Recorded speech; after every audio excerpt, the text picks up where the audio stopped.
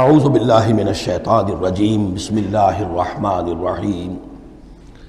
ان المتقین فی جنات وعیون۔ اب وہی سائملٹینیس کنٹراسٹ کہ جب جہنم والوں کا تذکرہ ہوا تو متقین کا بھی، اور جو اہل تقوی ہوں گے فی جنات وعیون، وہ ہوں گے جنتوں میں، باغات میں اور چشموں میں۔ ادخلوها بسلام آمنین، ان سے کہا جائے گا داخل ہو جاؤ ان باغات میں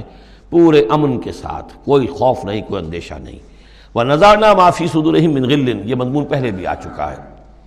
اور ہم نکال دیں گے ان کے دلوں میں سے جو کچھ قدورت ہوگی، اہل ایمان کی آپس میں کوئی شکوہ، کوئی شکایت، کسی سے کوئی تکدر ہو، کوئی غل ہو، وہ ہم نکال دیں گے۔ عَلَىٰ سُرُرٍ مُتَقَابِلِينَ، وہ بیٹھے ہوئے ہوں گے تختوں کے اوپر ایک دوسرے کے آمنے سامنے۔ جب کسی سے ناراضگی ہو تو آدمی آنکھیں چار نہیں کرتا بلکہ نظر چڑا جاتا ہے، لیکن جب کوئی ایسی بات نہیں، دل صاف ہے، تو آمنے سامنے بیٹھ کے گفتگو باتیں کریں گے، سینگ آئی ٹو آئی۔ متقابلین لا یمسہم فیہا نصب، انہیں نہیں پہنچے گی اس میں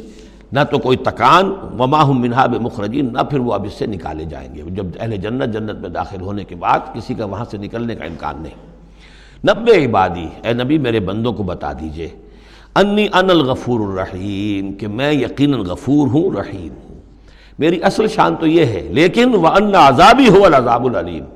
میری ایک دوسری شان بھی ہے، اور وہ یہ ہے کہ میرا عذاب تو وہ بھی بہت دردناک عذاب ہے۔ لہذا کوئی آدمی جو ہے وہ نڈر نہ ہو جائے، نچنت نہ ہو جائے، وہ میری مغفرت کی امید بھی رکھے، میری رحمت سے آس بھی لگائے رکھے، لیکن یہ کہ میرے عذاب سے ڈرتا بھی رہے۔ بین الخوف والرجاء، یہ کیفیت رہنی چاہیے۔ وَنَبِّئْهُمْ عَنْ ضَيْفِ ابراہیم، اور ذرا ان کو بتا دیجئے حالات ابراہیم کے جو مہمان آئے تھے ان کے بارے میں، وہی جو پہلے ہم پڑھ چکے ہیں سورہ ہود میں۔ اِذْ دَخَلُوا عَلَيْهِ فَقَالُوا سَلَامًا، جب وہ داخل ہوئے حضرت ابراہیم کے ہاں مکان پہ آئے، انہوں نے کہا سلام۔ قَالَ إِنَّا مِنْكُمْ وَجِلُونَ، تو حضرت ابراہیم نے کہا کہ ہمیں تو تم سے کچھ خوف آ رہا ہے، آپ لوگ کون ہیں، ذرا اپنی آئیڈینٹی بتائیے۔ قَالُوا لَا تَوْجَلْ إِنَّا نُبَشِّرُكَ بِغُلَامٍ عَلِيمٍ، انہوں نے کہا کہ نہیں ڈریے نہیں،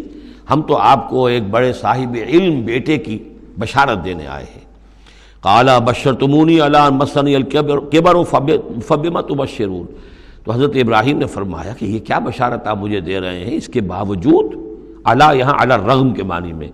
اس کے باوجود کہ مجھ پر بڑھاپا طاری ہو چکا ہے، تو ذرا سوچ سمجھ کے بشارت دیجیے، کوئی غلطی تو نہیں لگی ہے آپ کو۔ قالوا بشرناک بالحق، انہوں نے کہا نہیں ہم نے بشارت آپ کو دی ہے حق کے ساتھ، قطعی اور حقیقی بات ہے، شدنی امر ہے، یہ ہو کر رہنے والا ہے۔ فلا تکن من القانتین، تو اے ابراہیم آپ تو پھر نا امید لوگوں میں سے تو نہ ہو جائیے، مایوس نہ ہو جائیے۔ قال ومن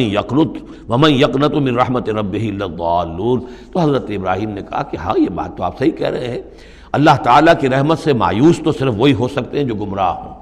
اللہ کی قدرت، اللہ کی رحمت، عین بڑھاپے میں اللہ مجھے اولاد دے دے، 87 برس کی عمر میں بیٹا دے دے، جیسے اس نے حضرت یحییٰ کی والدہ کو جو کہ بالکل بانجھ رہی ساری عمر، اور حضرت زکریا جو ہیں بہت بوڑھے ہو چکے تھے، اسی طریقے سے معاملہ یہاں بھی ہوا ہے۔ قال فما خطبکم ایھا المرسلون، اب انہوں نے پوچھا کہ اے فرشتادو، اے جو بھیجے گئے ہو، ایلچی ہو، تمہارا کیا معاملہ ہے، یعنی کس قدر جا رہے ہو، کیا قصد ہے، کیا ارادہ ہے۔ قالوا انا ارسلنا الی قوم مجرمین، انہوں نے کہا کہ ہمیں بھیجا گیا ہے ایک مجرم قوم کی طرف، الا آل لوط، سوائے آل لوط،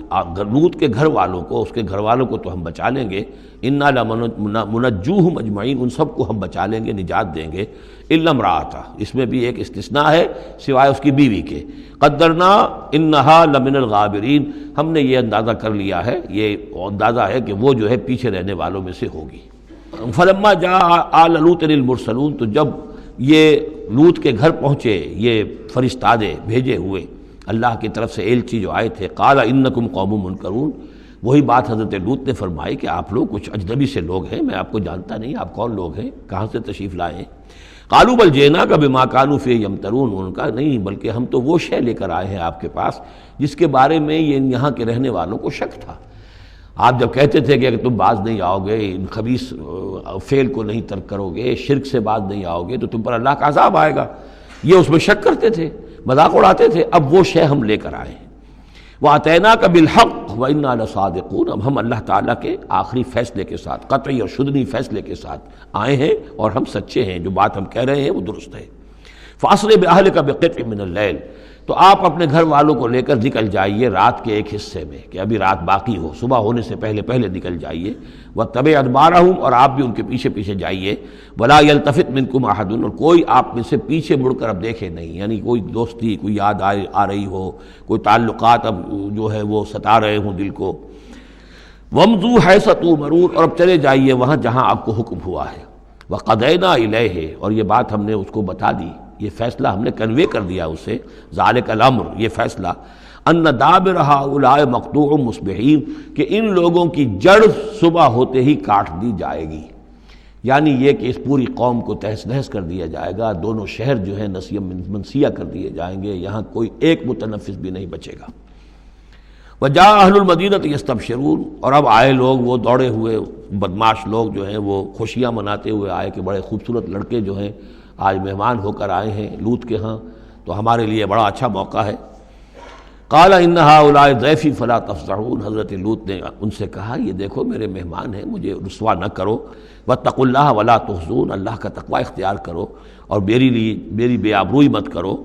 قالوا اولم ننہک عن العالمین انہوں نے کہا کہ دیکھو لوط ہم نے تمہیں تمام جہانوں والوں سے روکا ہوا نہیں ہے کہ تم ٹھیکہ مت لو کسی کا، ہم جس کے ساتھ جو چاہیں کریں، تم کون ہوتے بیچ میں آنے والے، تم کو ٹھیکیدار بن گئے ہو پوری دنیا کے۔ اولم ننہک کیا ہم نے منع کیا تمہیں، نہیں کیا تمہیں کہ تمام جہان والوں کی حمایت میں نہ کھڑے ہو جایا کرو۔ قال ہؤلاء بناتی ان کنتم فاعلین ان کا یہ میری بیٹیاں حاضر ہیں، اگر تمہیں کچھ کرنا ہی ہے تو یہ کہ ظاہر اللہ تعالیٰ نے تمہارے لیے جو جوڑے بنائے ہیں تو وہ تو عورتیں ہیں، تو وہ ہے میں عرض کر چکا ہوں، اس سے مراد یہ بھی لی گئی ہے کہ میری قوم کی جو یہ بیٹیاں ہیں تمہارے گھروں میں پڑی ہیں جن کو تم نے چھوڑا ہوا ہے، اصل میں تو تمہارے لیے اللہ تعالیٰ نے وہ فطری راستہ بنایا تھا، یا یہ کہ انہوں نے اتمام حجت کے لیے، جس کو کہتے ہیں پنجابی میں برے کو گھر پہنچانا، یا آخری بات بھی کہی ہو کہ میں ایسا ہی اگر کوئی معاملہ ہے تو کوئی دو بڑے سردار جو ہیں انہیں کہا ہو کہ میں اپنی بیٹیوں کا نکاح تم سے کیے دیتا ہوں، تمہیں اگر کوئی اس طرح کی کوئی حاجت ہے۔ لعمرک انہم لفی سکرتہم یعمہون تو انہوں نے کہا یہ اللہ تعالیٰ کی طرف سے ہے، قسم ہے تیری جان کی وہ لوگ تو اپنے اس نشے کی حالت میں بدمست تھے اور بالکل اندھے ہو گئے تھے، عین میم ہے والا ہے یہ، دل کے اندھے ہو چکے تھے۔ فاخذتہم الصیحۃ مشرقین تو پھر انہیں آ پکڑا ایک چنگھاڑ نے اجالا ہونے کے وقت، مشرق یہ مشرق نہیں ہے مشرق ہے، مشرق ہے اجالے کی جگہ، صبح جہاں سے نکلتی ہے وہ مشرق ہے، شرق کے معنی جو ہے اصل میں وہ روشنی ہے، تو اسی سے یہ مشرقین صبح ہونے کا وقت، سورج نکلتے وقت جب اجالے کا وقت ہوا تو ان کو ایک چنگھاڑ نے آ پکڑا، فجعلنا عالیہا سافلہا تو ہم نے اس کے اوپر والے حصے کو نچلا بنا دیا، یعنی تل پٹ کر دیا، وہ گری پوری بستی جو ہے وہ اٹھا کر پٹک دی گئی کہ چھتیں نیچے اور اس کی جو بنیادیں تھیں وہ اوپر۔ وَأَمْطَرْنَا عَلَيْهِمْ حِجَارَةً مِّن سِجِّيلٍ اور پھر ہم نے ان پر بارش برسائی، سجیل مٹی کے کنکروں کی بارش۔ إِنَّ فِي ذَلِكَ لَآيَاتٍ لِّلْمُتَوَسِّمِينَ یقیناً اس میں نشانیاں ہیں ان لوگوں کے لیے جو حق کے متلاشی ہوتے ہیں۔ یہ جو اسم کا لفظ ہے الف سین میم، اور الف جو ہے اس میں ادھر حقیقت جو اصل اس کا حروف اصلیہ میں سے نہیں ہے، سین میم ہے اصل، یہ ہوتے علامت، اسم کے معنی بھی علامت ہے، یہ میرا نام ہے یہ آپ کا نام ہے، یہ علامت ہے کہ جس سے میرے نام سے آپ پہچانتے ہیں۔ تو جو لوگ علامتوں سے متوسم باب تفاعل بن جائے گا، جو علامتوں سے حقیقت کو پہچاننا چاہیں، جو آیات آفاقیہ، آیات تاریخیہ، آیات انفسیہ، آیات قرآنیہ سے حقیقت کو جاننا چاہیں، ان فی ذلک لآیات للمتوسمین وَإِنَّهَا لَبِسَبِیلٍ مُقِیم اور وہ جو بستیاں تھیں وہ سیدھی راہ پر واقع ہوئی تھیں، یعنی یہ سیدھا راستہ تھا جو یمن سے جاتا تھا فلسطین تک، میڈیٹرینین کے ساحل تک، اور یہ سیدھا راستہ تھا کیروان روٹ، مشرق و مغرب کے درمیان یہی لنک تھا، سویز کینال تھی نہیں، اور ابھی یہ راستہ جو تھا round the Cape of Good Hope یہ تو کہیں جا کر 1498 میں واسکو ڈی گاما نے تلاش کیا ہے، تو یہ راستہ معلوم ہی نہیں تھا، سویز کینال تھی نہیں، تو ساری جو مشرق اور مغرب کی ٹریڈ ہوتی تھی وہ یہ تھی کہ ہندوستان اور چین اور یہ جاوا ملایا وغیرہ جو ہیں یہ ہند چینی کے جتنے یہ سب سامان آتا تھا یمن کے ساحل پر، یورپ کے سارے ممالک کا سامان آ جاتا تھا شام کے ساحل پر، فلسطین کے ساحل پر، اب ان دو کے درمیان یہ قافلے چلتے تھے، یہ کیروانز تھے کہ جو ان جہاں سے لے کر سامان ادھر، ادھر کا سامان ادھر، تو یہ راستہ ہے امام مقیم، سبیل مقیم اس کو کہا گیا، سیدھا راستہ، سیدھی شاہراہ، اسی پر یہ اصحاب ہجر کے بھی مسکن تھے، اسی پر پھر یہ اصحاب مدین کے بھی تھے، اور یہ بستیاں بھی اسی راستے پر واقع ہوئی تھیں۔ ان فی ذلک لآیۃ للمؤمنین، یقیناً اس میں نشانی ہے